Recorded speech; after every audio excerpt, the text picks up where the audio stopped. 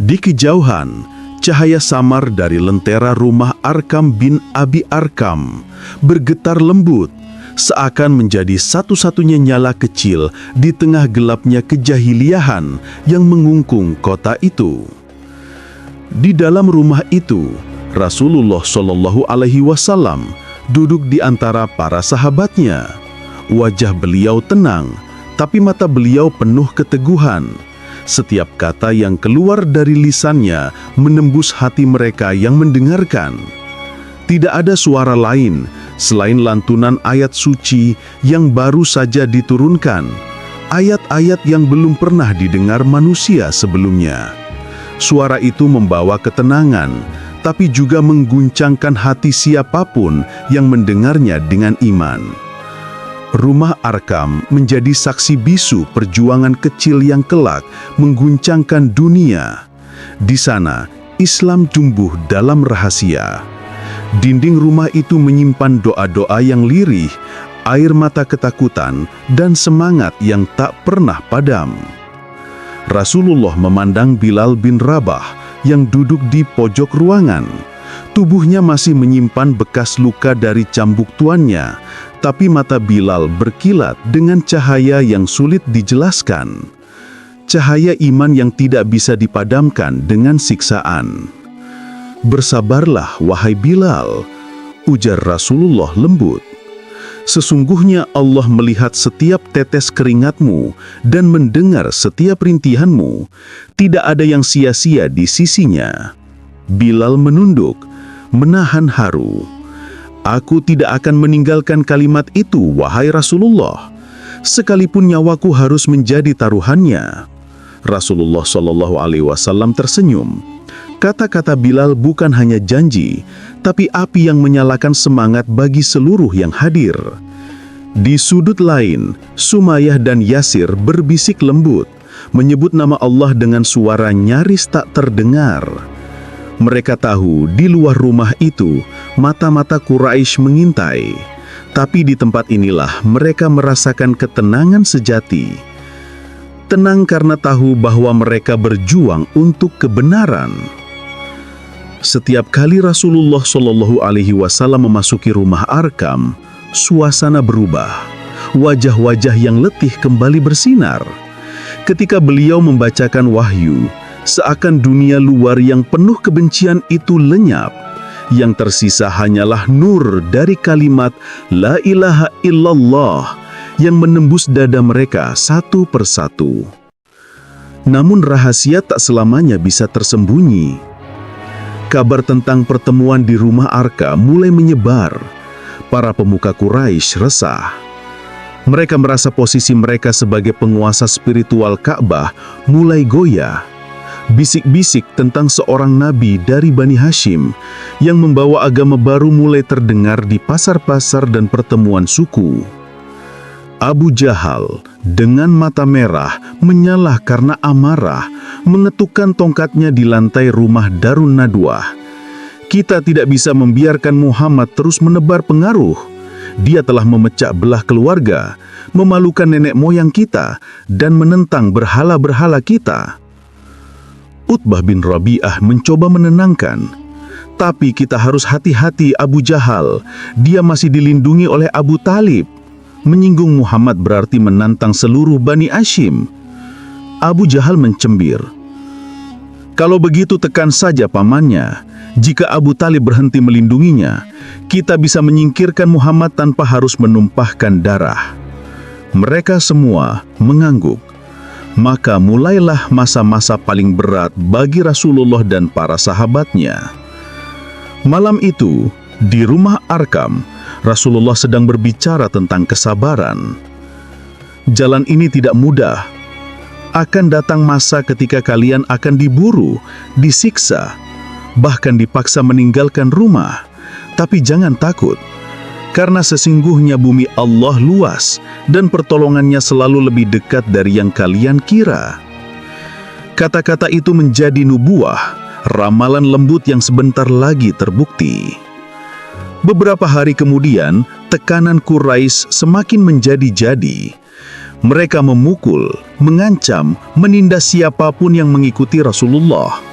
Tapi satu hal yang tak mereka pernah pahami, semakin keras tekanan mereka, semakin kuat pula tekad umat yang baru lahir itu. Suatu petang, Rasulullah mengumpulkan para sahabatnya dan berkata dengan suara lembut tapi tegas, "Sesungguhnya di negeri Habasyah ada seorang raja yang adil. Tidak seorang pun dizalimi di sisinya. Pergilah kalian ke sana, hingga Allah memberikan jalan bagi kalian." Maka sebagian sahabat pun bersiap untuk hijrah pertama dalam sejarah Islam. Mereka meninggalkan rumah, harta, dan tanah kelahiran demi menjaga iman. Subuh belum tiba ketika rombongan kecil itu mulai meninggalkan Mekah. Langkah-langkah mereka berat, tapi hati mereka ringan. Di antara gelapnya malam dan bisikan angin, mereka membawa sesuatu yang jauh lebih berharga dari harta. Keimanan yang baru tumbuh, namun kokoh seperti batu di tengah badai. Di pelabuhan kecil dekat Laut Merah, ombak berdesir lembut. Bayang-bayang tubuh mereka memanjang di bawah cahaya rembulan. Ada yang menggenggam tangan anaknya, ada yang menatap langit dengan mata basah, seakan memohon agar perjalanan ini diberkahi. Rasulullah Shallallahu Alaihi Wasallam mengantar mereka dengan doa, meski tidak ikut berlayar. Wajah beliau penuh ketenangan, tapi sorot matanya menyimpan duka mendalam. "Pergilah," sabdanya, "di sana ada seorang raja yang adil. Tidak ada seorang pun yang dizalimi di sisinya. Semoga Allah menjadikan langkah kalian sebagai langkah kemenangan." Kapal pun berangkat, menembus lautan yang berkilau oleh cahaya bulan. Dari kejauhan, Mekah tampak semakin kecil, tapi di hati mereka, cinta kepada kota suci itu semakin besar. Mereka meninggalkan rumah bukan karena benci, tapi karena cinta. Cinta kepada Allah dan Rasul-Nya. Beberapa hari kemudian, kapal mereka mendarat di negeri Habasyah, tanah yang subur, penuh pepohonan hijau dan sungai yang berliku seperti benang perak di antara lembah. Bagi mereka yang terbiasa hidup di gurun, pemandangan ini seperti surga dunia. Namun yang membuat hati mereka lega bukanlah hijaunya alam, melainkan sambutan sang raja, Najasyi, seorang penguasa yang terkenal karena kebijaksanaannya. Najasyi berdiri di balkon istananya ketika para pengungsi itu tiba. Jubahnya putih bersih, sorot matanya teduh. Ia melihat rombongan itu berjalan dengan langkah penuh hormat, tanpa kesombongan, tanpa senjata. Mereka datang bukan untuk berperang, tapi untuk mencari tempat di mana mereka bisa menyembah Tuhan dengan damai. "Siapakah kalian, wahai para pendatang?" tanya Najasyi. Ja'far bin Abi Thalib maju satu langkah. "Kami adalah orang-orang yang tertindas di negeri kami sendiri, wahai Raja yang mulia. Kami datang dari Mekah dan kami membawa ajaran baru yang dibawa oleh seorang Rasul yang jujur di antara kami. Kami tidak mencari kekayaan, kami hanya mencari tempat di mana kami bisa menyembah Allah Subhanahu wa Ta'ala dengan tenang." Najasyi mengangguk perlahan. "Kalian selamat di negeriku. Tidak akan ada tangan yang menyentuh kalian dengan keburukan." Tangis haru pun pecah di antara rombongan itu. Mereka sujud syukur, memuji kebesaran Allah yang telah melapangkan bumi bagi hamba-hambanya. Namun ketenangan itu tak berlangsung lama. Kabar tentang keberhasilan kaum muslimin di Habasyah sampai ke Mekah. Para pemuka Quraisy gelisah. Jika mereka mendapatkan perlindungan di negeri lain, maka pengaruh Muhammad akan meluas keluar Arabia, ujar Amr bin As dengan wajah penuh siasat. "Kita harus bertindak cepat sebelum semuanya terlambat." Maka berangkatlah Amr bin As bersama Abdullah bin Abi Rabi'ah membawa hadiah-hadiah mahal. kain sutra, emas dan perhiasan. Tujuan mereka satu, membujuk Raja Najasyi agar mengusir kaum muslimin. Di istana Habasyah, Amr disambut dengan penuh kehormatan. Ia membungkuk, menatap raja dengan senyum yang dibuat-buat. "Wahai raja yang bijaksana, kami datang membawa hadiah dari tanah kelahiran kami yang jauh. Kami juga datang untuk memperingatkanmu tentang sekelompok orang yang telah meninggalkan agama nenek moyang mereka. Mereka menciptakan ajaran baru yang tidak sejalan dengan agama kami dan agamamu. Mereka akan menimbulkan perpecahan di negerimu." Najasyi terdiam sejenak. Apakah mereka bersalah? "Mereka menghina Tuhan-Tuhan kami, wahai raja," jawab Amr cepat. "Mereka menganggap kami sesat. Kami mohon, serahkan mereka kepada kami, agar kami bawa pulang untuk diadili." Najasyi memandang mereka dengan tajam. Ia bukan raja yang mudah dipengaruhi oleh hadiah. "Aku tidak akan menilai sebelum mendengar langsung dari mereka," katanya tegas. "Besok, bawalah mereka kemari. Aku akan mendengar dari kedua belah pihak." Keesokan harinya, ruang istana Habasyah dipenuhi suasana tegang. Para penasihat berdiri di sisi kanan dan kiri raja. Di tengah ruangan, Ja'far bin Abi Thalib berdiri bersama para sahabatnya. Wajah mereka tenang tapi hati mereka berdebar. Di hadapan mereka berdiri para pembesar Quraisy yang datang membawa fitnah. Najasyi menatap Ja'far. "Katakanlah, apa sebenarnya agama yang kalian anut ini?" Ja'far menghela napas, lalu mulai berbicara. "Wahai raja yang mulia, kami dahulu adalah kaum yang hidup dalam kegelapan. Kami menyembah berhala, memakan bangkai dan melakukan perbuatan keji. Kami memutus silaturahmi, menindas yang lemah dan tidak menghormati hak-hak sesama manusia. Kemudian Allah mengutus kepada kami seorang rasul dari kalangan kami sendiri. Kami mengenal silsilahnya, kejujuran dan amanahnya. Ia memerintahkan kami untuk menyembah Allah semata, meninggalkan kebohongan dan kezoliman." Lalu Ja'far membaca ayat dari surah Maryam tentang kelahiran Isa alaihissalam. Ketika Najasyi mendengarnya, air matanya menetes di pipinya. Ia berkata, "Sungguh, ini berasal dari sumber yang sama seperti ajaran Isa. Pergilah, kalian aman di negeriku. Tidak akan aku serahkan kalian kepada siapapun." Hari itu, Habasyah menjadi rumah bagi mereka yang terusir dari tanah kelahirannya. Kaum muslimin membangun kehidupan sederhana di bawah naungan kasih raja yang beriman. Mereka bekerja, berdagang, dan beribadah dengan tenang. Setiap kali azan berkumandang dari rumah-rumah kecil di tepian sungai, burung-burung berhenti berkicau, seolah ikut menyambut panggilan itu. Di Mekah, kaum Quraisy semakin murka. Mereka mendengar kabar bahwa Raja Najasyi bahkan menolak hadiah mereka. "Raja itu sudah dipengaruhi Muhammad," teriak Abu Jahal dengan wajah merah padam. Namun bagi Rasulullah SAW, kabar itu adalah rahmat. Beliau memandang ke arah langit dan berdoa, "Segala puji bagimu ya Allah. Engkau menolong mereka yang beriman meski mereka jauh dariku. Engkau memberi tempat bagi mereka di bumi asing, karena bumi dan langit ini milikmu." Hari-hari berlalu. Sebagian sahabat di Habasyah mendengar kabar bahwa Quraisy telah berhenti memusuhi Islam. Kabar yang ternyata tidak benar. Sebagian pun memutuskan untuk kembali ke Mekah, berharap bisa berkumpul lagi dengan Rasulullah. Tapi setibanya di Tanah Suci, mereka mendapati bahwa keadaan justru lebih buruk. Penyiksaan semakin kejam dan tekanan semakin berat. Namun dari semua itu, satu hal menjadi jelas bagi umat Islam.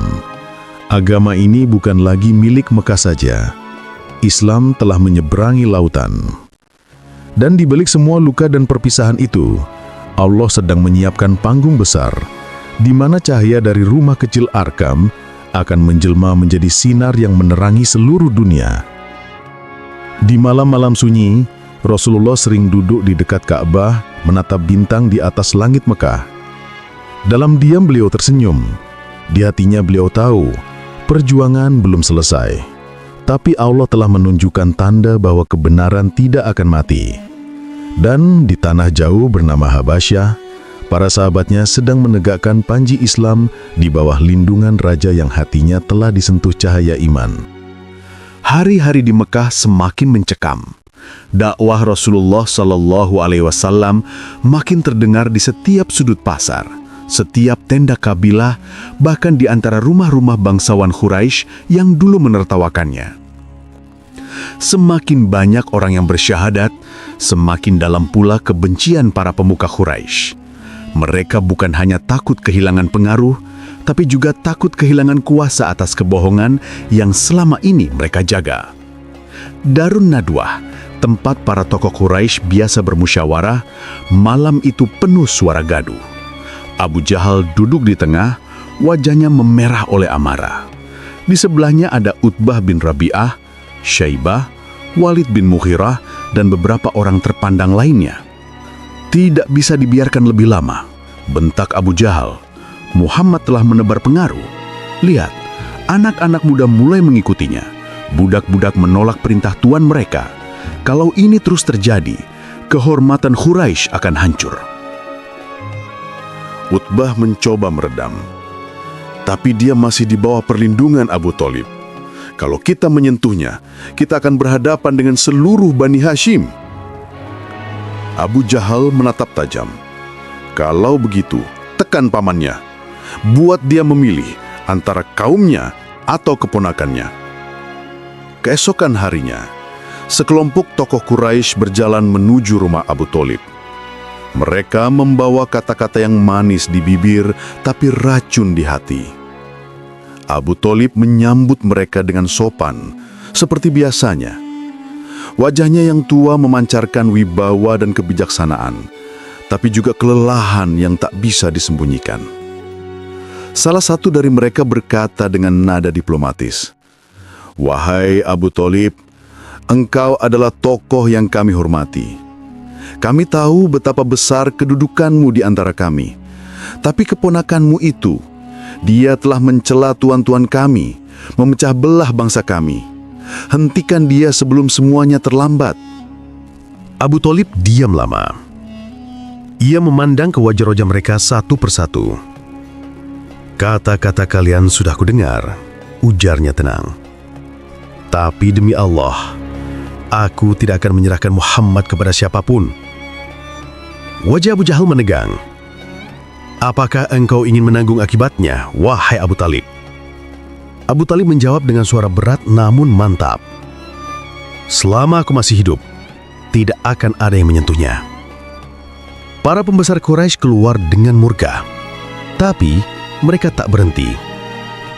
Beberapa hari kemudian mereka datang lagi. Kali ini dengan siasat yang lebih licik.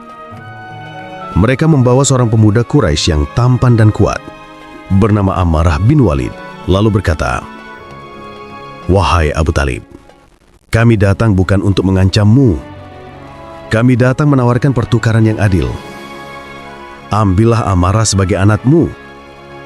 Ia akan menjadi penerusmu, mengurus urusanmu, menjaga kehormatanmu. Sebagai gantinya, serahkan Muhammad kepada kami. Biarlah kami yang mengurusnya." Abu Thalib memandang pemuda itu. Tubuhnya tegap, wajahnya gagah. Ia lalu menatap mereka lama dan berkata dengan nada getir, "Demi Allah, betapa buruknya tawaran kalian. Kalian ingin menyerahkan anakku yang aku besarkan dengan penuh kasih untuk kalian bunuh, dan sebagai gantinya kalian memberiku anak yang bukan darah dagingku? Aku bersumpah, ini tidak akan terjadi." Mereka terdiam. Tak ada yang berani membalas kata-kata itu. Satu persatu, mereka meninggalkan rumah Abu Thalib dengan wajah penuh kecewa dan dendam. Malam turun di Mekah. Rumah Abu Thalib hening. Di dalamnya, Abu Thalib duduk sendirian, menatap bintang-bintang di langit. Dari jauh, ia melihat siluet keponakannya, Muhammad sallallahu alaihi wasallam berjalan pulang dengan langkah tenang. Bayangan itu mengingatkannya pada masa kecil keponakannya dulu yang yatim sejak kecil, tapi selalu membawa ketenangan di rumahnya. Tak lama kemudian, Rasulullah masuk dan duduk di hadapan pamannya. "Wahai pamanku," ucap beliau lembut, "aku tahu kaum Quraisy menekanmu karena aku. Jika engkau lelah melindungiku, aku tidak akan memaksamu. Biarlah aku sendiri yang menanggung risikonya." Air mata menetes di sudut mata Abu Talib.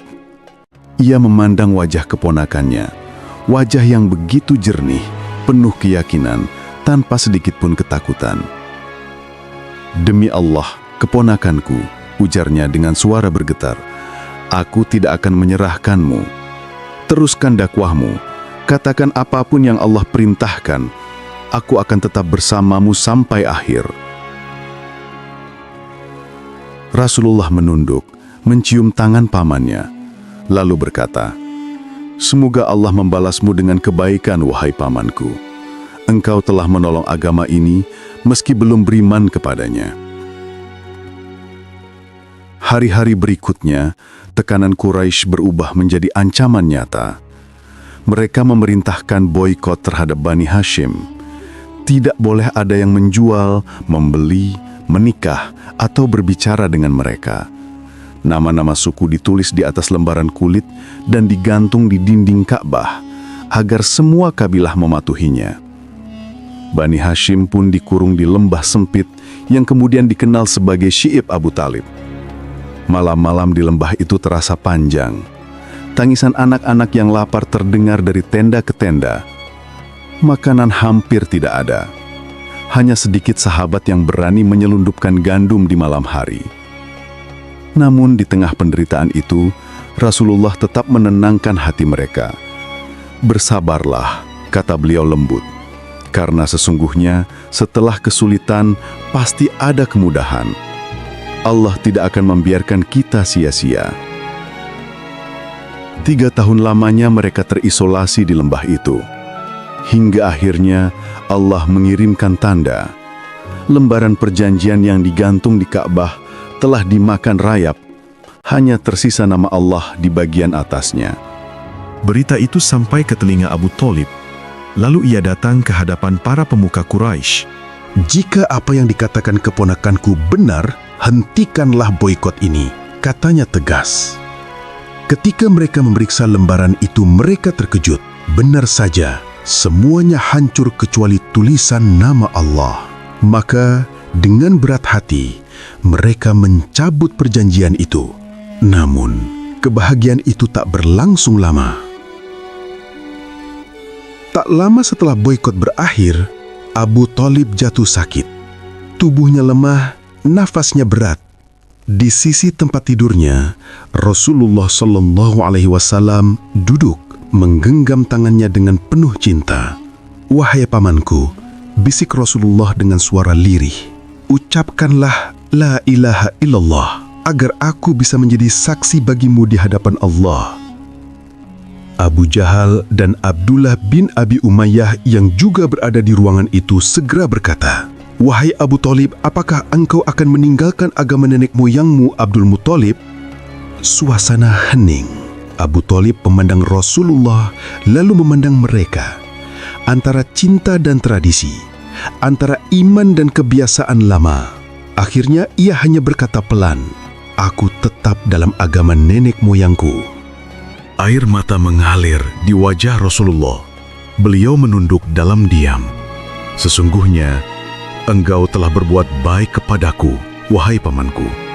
Aku akan memohonkan ampun bagimu selama Allah mengizinkanku." Beberapa saat kemudian, Abu Talib menghembuskan napas terakhir. Rasulullah menatap tubuh pamannya lama sekali, lalu berkata dengan suara bergetar, "Engkau telah melindungiku ketika dunia menentangku.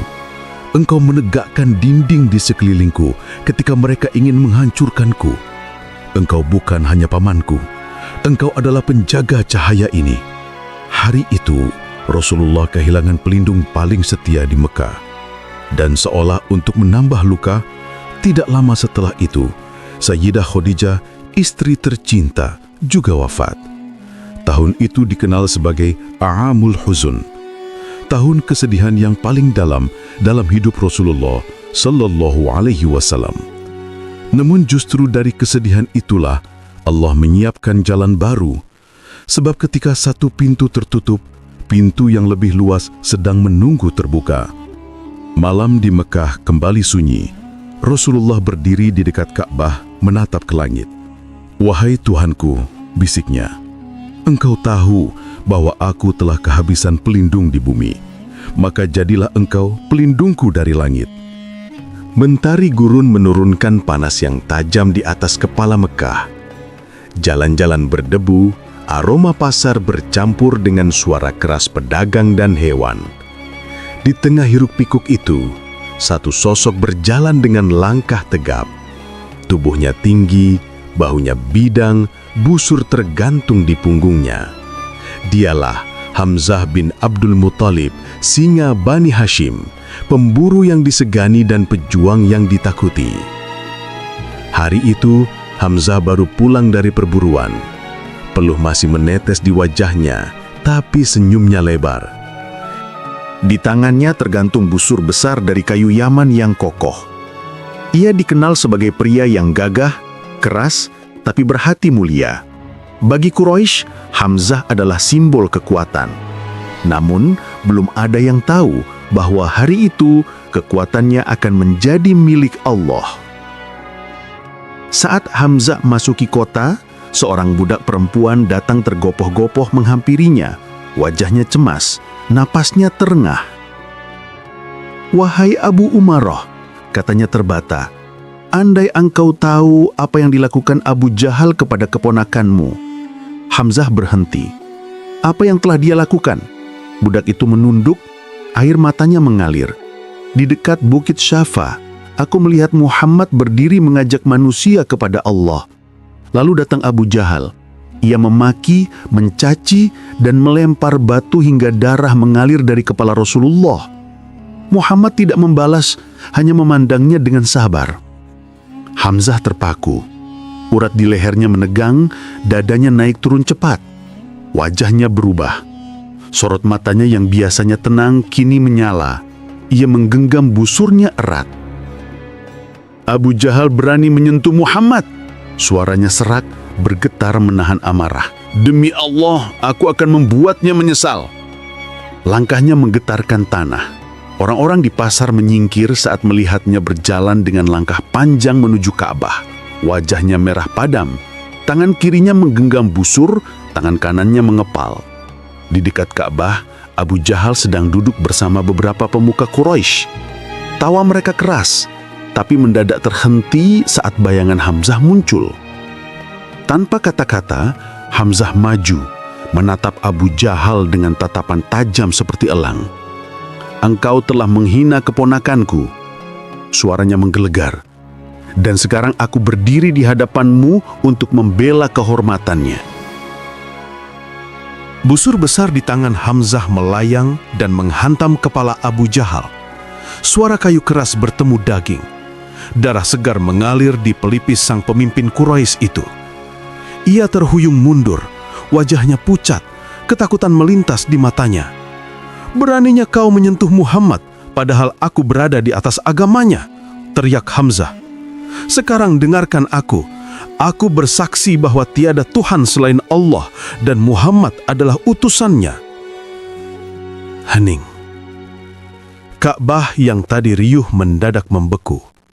Orang-orang Quraisy menatap Hamzah tak percaya. Ucapan itu menggema di antara dinding-dinding batu. Seorang pembesar mereka, seorang pejuang yang paling ditakuti di Mekah, kini bersaksi di hadapan semua orang bahwa ia telah masuk Islam. Abu Jahal yang masih meringis menahan sakit menatap Hamzah dengan marah, tapi juga takut. Tak ada yang berani menyentuhnya.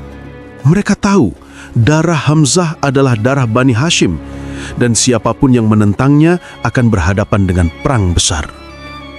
Hamzah berbalik pergi, meninggalkan mereka dengan wajah tegang. Tapi di dadanya, badai masih berputar. Ia melangkah menuju rumahnya dengan hati yang belum tenang. Kalimat syahadat yang baru saja ia ucapkan bergema di pikirannya. Indah, tapi juga berat. Malam itu, Hamzah duduk sendirian di kamarnya. Lampu minyak berkelap di depan wajahnya. Ia terdiam lama, memandang api kecil itu. Apakah aku benar-benar telah memilih jalan ini? Bisiknya pelan. Apakah aku melakukannya karena amarah atau karena keyakinan? Ia menunduk, memejamkan mata. Dalam kesunyian, wajah Rasulullah SAW muncul di benaknya. Wajah yang lembut, penuh kasih, tanpa dendam bahkan terhadap musuh-musuhnya. Hamzah menunduk lebih dalam, air mata jatuh di kedua tangannya. Tidak, aku tidak bisa setengah hati. Jika ini kebenaran, aku akan memeluknya dengan seluruh hidupku. Pagi menjelang, Hamzah bangkit dan melangkah menuju rumah Rasulullah. Di sana, beliau sedang duduk bersama beberapa sahabat membaca ayat-ayat Al-Quran yang baru turun. Ketika Hamzah masuk, Rasulullah tersenyum. "Wahai Abu Umarah, apa yang membuatmu datang pagi ini?" Hamzah menunduk, suaranya berat tapi jujur. "Wahai Muhammad, semalam aku tidak bisa tidur. Aku telah bersyahadat karena marah kepada Abu Jahal. Tapi kini, aku datang untuk memperbaharui sumpahku. Bukan karena emosi, tapi karena hati ini telah yakin. Aku bersaksi bahwa tiada Tuhan selain Allah dan engkau adalah utusannya." Rasulullah SAW berdiri, menatapnya dengan mata berkaca-kaca. Beliau mendekat dan memeluk pamannya erat. "Segala puji bagi Allah yang telah mereguhkan hatimu dengan kebenaran," sabda beliau. "Sungguh, engkau adalah penopang bagi agama ini." Hari itu, Islam mendapatkan tameng baru. Hamzah bukan hanya seorang pejuang, tapi simbol kekuatan yang membuat musuh gentar. Bersamanya, kaum muslimin tak lagi merasa kecil. Ketika mereka sholat di dekat Ka'bah, tidak ada lagi yang berani mengganggu. Hamzah berdiri di sisi Rasulullah seperti perisai yang hidup. Sejak hari itu, Quraisy mulai gelisah. Muhammad kini dilindungi dua singa, kata mereka dengan getir. Satu dengan kelembutan, Abu Thalib, satu lagi dengan kekuatan, Hamzah. Tapi bagi Hamzah, kekuatan bukan lagi untuk berbangga.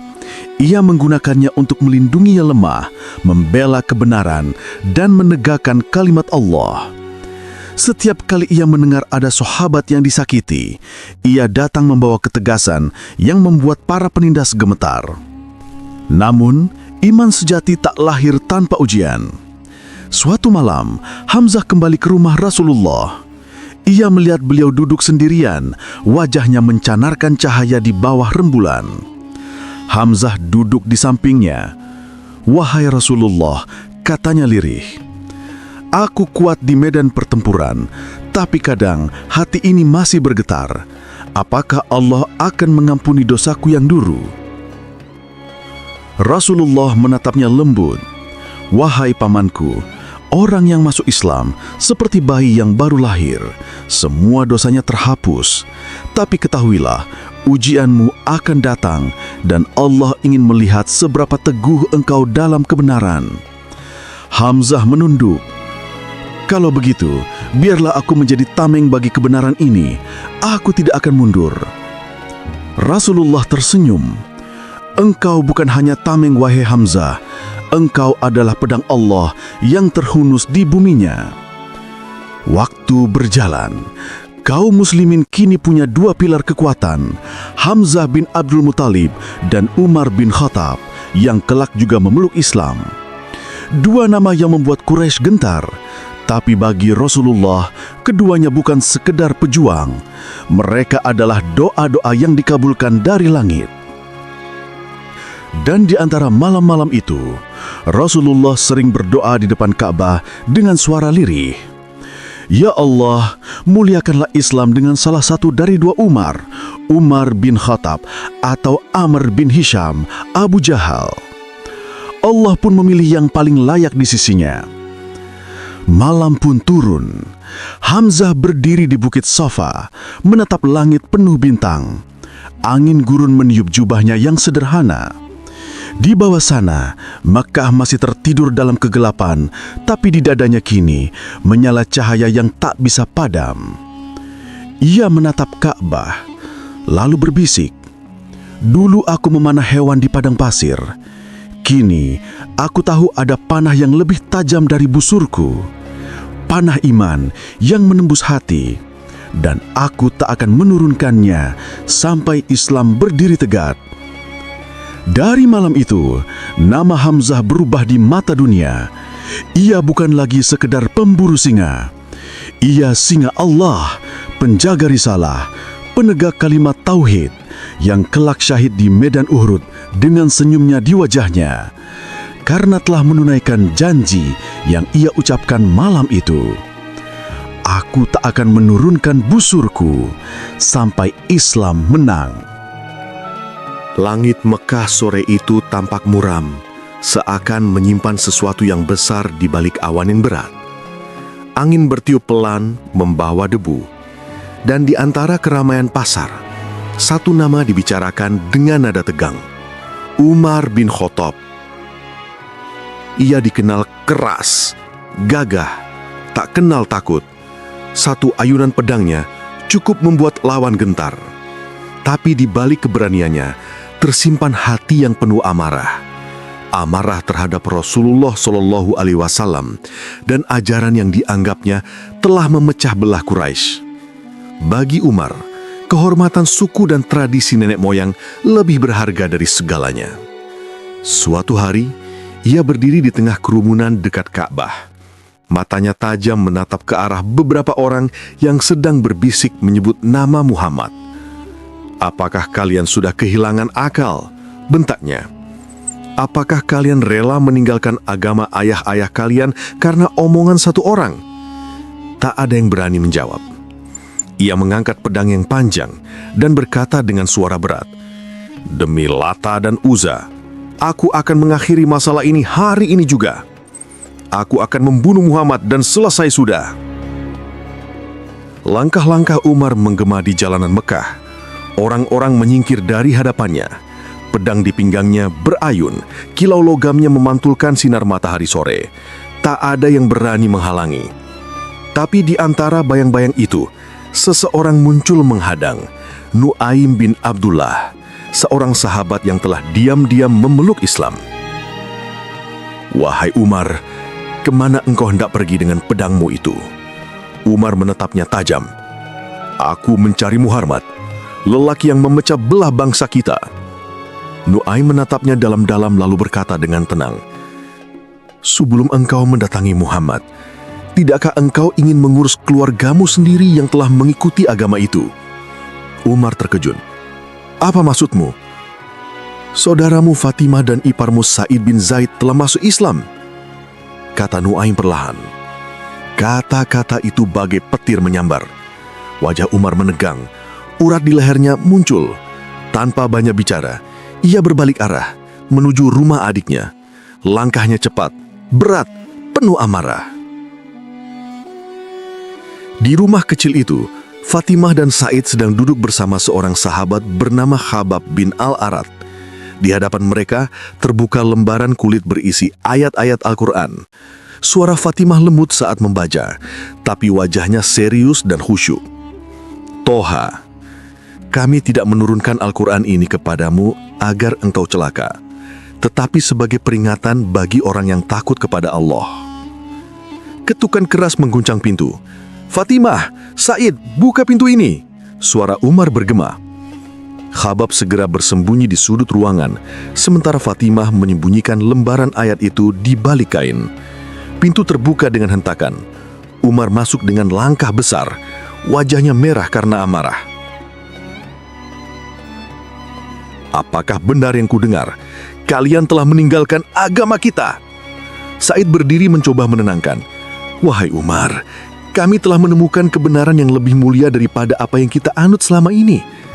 Tapi kata-kata itu justru menambah murka. Umar menampar wajah Said, membuatnya jatuh. Fatimah berteriak, berusaha melindungi suaminya, namun Umar mendorongnya hingga jatuh. Darah menetes dari pelipisnya. Melihat darah di wajah adiknya, Umar mendadak terpaku. Tangan yang besar gemetar. Ia menatap wajah Fatimah yang tetap berdiri walaupun lemah, dan berkata dengan suara lirih, "Lakukanlah apapun yang engkau mau, wahai Umar. Tapi ketahuilah, kami tidak akan meninggalkan agama ini. Kami telah merasakan manisnya iman, dan engkau tak akan bisa mengambilnya dari kami." Suasana hening. Kata-kata itu menembus jantung Umar lebih dalam daripada pedang manapun. Ia menatap wajah adiknya, pucat tapi tenang. Perlahan, nada suaranya berubah. "Apa yang kalian baca tadi?" tanyanya pelan. Fatimah menatapnya ragu. "Kamu najis, wahai Umar. Engkau tidak boleh menyentuhnya sebelum bersuci." Umar menunduk. Air matanya menetes untuk pertama kalinya setelah lama berganti. "Tunjukkanlah kepadaku. Aku ingin mendengar." Fatimah menyerahkan lembaran ayat itu dengan tangan bergetar. Umar duduk, membacanya dengan suara rendah. "Toha, kami tidak menurunkan Al-Quran ini kepadamu agar engkau celaka, tetapi sebagai peringatan bagi orang yang takut kepada Allah." Suara Umar makin pelan, matanya membesar. Setiap kalimat terasa seperti petir yang menyambar, tapi juga menenangkan. "Betapa indah kalimat ini," bisiknya.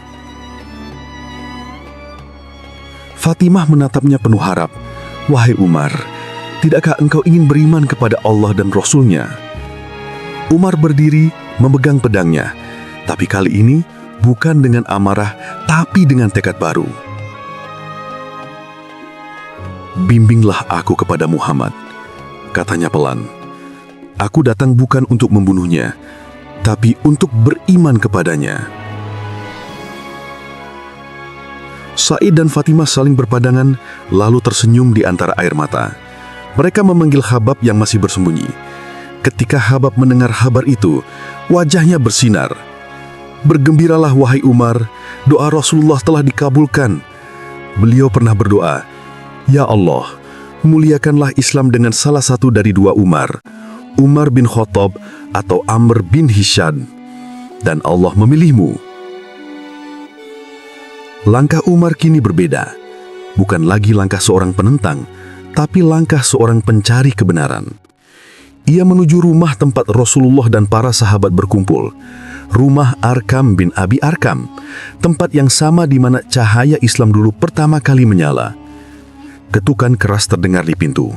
Suara di luar berkata lantang, "Aku Umar bin Khattab. Aku datang untuk menemui Muhammad." Di dalam para sahabat terkejut. Wajah mereka pucat. Umar membawa pedang. Seseorang berbisik. Hamzah bin Abdul Muthalib yang ada di satu berdiri tegak, menatap ke arah pintu. "Buka," katanya mantap. "Jika niatnya baik, kita sambut. Jika buruk, aku akan menjadi pedang pertama yang menghadapinya." Pintu terbuka. Umar masuk. Langkahnya berat tapi mantap. Pandangannya langsung tertuju pada Rasulullah yang duduk di tengah ruangan. Beliau bangkit, menatap Umar dengan senyum tenang, lalu mendekat. "Wahai Umar, belumkah saatnya engkau berhenti menentang kebenaran?" Umar menatap beliau, lalu jatuh berlutut. Suaranya pecah. "Wahai Rasulullah, aku bersaksi bahwa tiada Tuhan selain Allah, dan engkau adalah utusannya." Tangisan pecah di ruangan itu. Para sahabat berteriak gembira, bertakbir dengan suara yang mengguncang rumah. "Allahu Akbar! Allahu Akbar!" Hamzah memeluk Umar erat-erat. Matanya berkilau. "Aku tahu engkau ditakdirkan untuk berada di sisi kami, wahai Umar. Kini Islam punya dua singa." Dan hari itu menjadi titik balik dalam sejarah dakwah Islam. Sebelumnya kaum muslimin beribadah diam-diam, bersembunyi dari mata Quraisy, tapi setelah Umar masuk Islam, semuanya berubah. Beberapa hari kemudian, Umar berkata kepada Rasulullah, "Wahai Rasulullah, bukankah kita berada di atas kebenaran, hidup atau mati?" "Benar," jawab Rasulullah. "Kalau begitu, kata Umar sambil menggenggam pedangnya. "Mengapa kita bersembunyi? Bukankah Allah bersama kita?" Rasulullah tersenyum. "Engkau benar, wahai Umar." Maka untuk pertama kalinya, kaum muslimin keluar dari persembunyian. 2 barisan terbentuk menuju Ka'bah. Di barisan pertama berdiri Hamzah bin Abdul Muthalib. Di barisan kedua berdiri Umar bin Khattab. Rasulullah berjalan di tengah-tengah mereka. Langit Mekah hari itu cerah dan suara takbir menggema memenuhi udara. Allahu Akbar, Allahu Akbar. Kaum Quraisy menatap dengan mata terbelalak. Mereka belum pernah melihat pemandangan seperti itu. Kaum muslimin salat berjamaah di depan Ka'bah tanpa rasa takut. Ibnu Mas'ud, sahabat yang menyaksikan peristiwa itu, berkata kemudian, "Sejak Umar masuk Islam, kami menjadi kuat. Kami tidak lagi bersembunyi. Kami salat di Ka'bah dengan terang-terangan. Kami merasa seperti elang yang baru saja menemukan sayapnya." Dan benar, sejak hari itu, Islam tidak pernah sama lagi. Satu hati yang dulu keras bagai batu, kini menjadi lentur oleh cahaya hidayah. Satu tangan yang dulu mengangkat pedang untuk membunuh Nabi, kini mengangkatnya untuk membela kebenaran. Malam tiba. Rasulullah berdiri di depan Ka'bah, menatap bintang-bintang yang bersinar. Di sampingnya berdiri Umar, wajahnya teduh.